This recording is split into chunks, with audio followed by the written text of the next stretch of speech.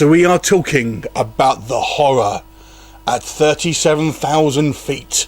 This one is directed by David Lowell Rich and stars Chuck Connors and William Shatner. Now, I have to admit something to you before we go into this review. I saw this film when I was a young boy, and this is genuinely the earliest memory I have of watching a horror film, and it scared the shit out of me. At the time, I thought it had some very disturbing imageries, and I hadn't seen anything like it before.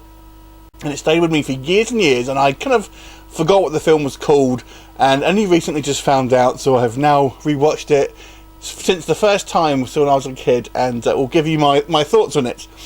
So basically, the story here, it's a late night flight. Basically, I think it's London and New York, maybe, somewhere in America. And basically, it focuses on this kind of small group of passengers on this flight, and there's very few passengers on there, but there's a lot of cargo.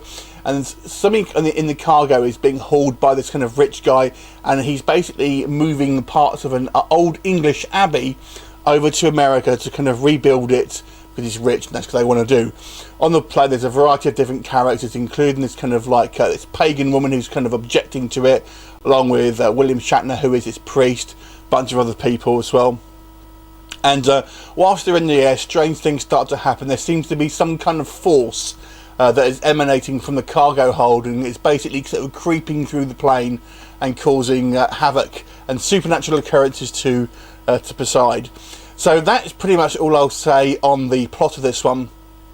So let's talk about it. So like I said, this is a 1973 movie, and it is so of its time. It's actually quite funny to watch, to be honest with you. For example, obviously the fashion, it's obviously very 70s.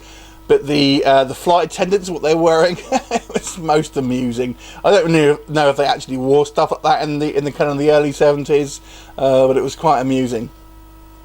But the style of filmmaking as well is very much of its time. The kind of the sudden zoom-ins you'll have of all the kind of the characters looking surprised and stuff like that.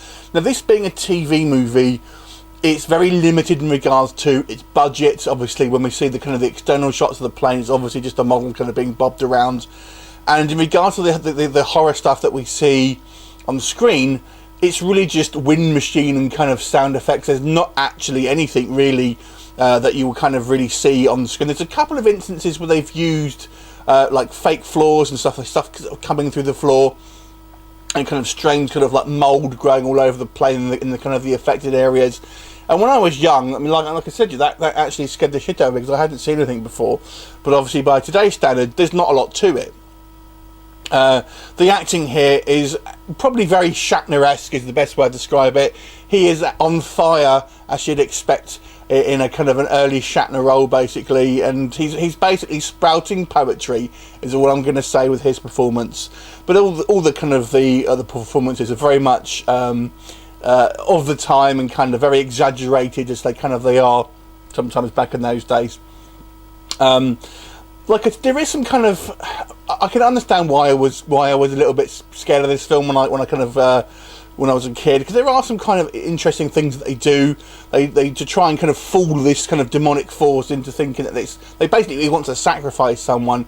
So they kind of dress this doll up in kind of this woman's clothes and put her nails and hair on it and stuff like that, to try and fool it into thinking that it's kind of they're giving human sacrifice, and it just kind of melts on the floor. It's actually quite, it's got spooky at times, and even though it is very 70s, the actual kind of the sound effects and the kind of the twanging soundtrack and stuff is kind of fun. It's a bit slow, and like I say, nothing really happens, to be honest with you, and the ending it, I feel, will leave you somewhat unsatisfied, but nonetheless, I still kind of enjoyed it. I mean, maybe I'm a bit biased to this one, because I do have such vivid memories of it when I was a kid, but it is pretty much a forgettable, average horror TV film of its time. But I'm going to give this movie a 5 out of 10. If you're an old school horror fan, you may want to check it out, but it's certainly nothing to write home about. Have you seen it? What did you think of it? Leave me a comment, and I'll look forward to seeing you next time. Bye for now.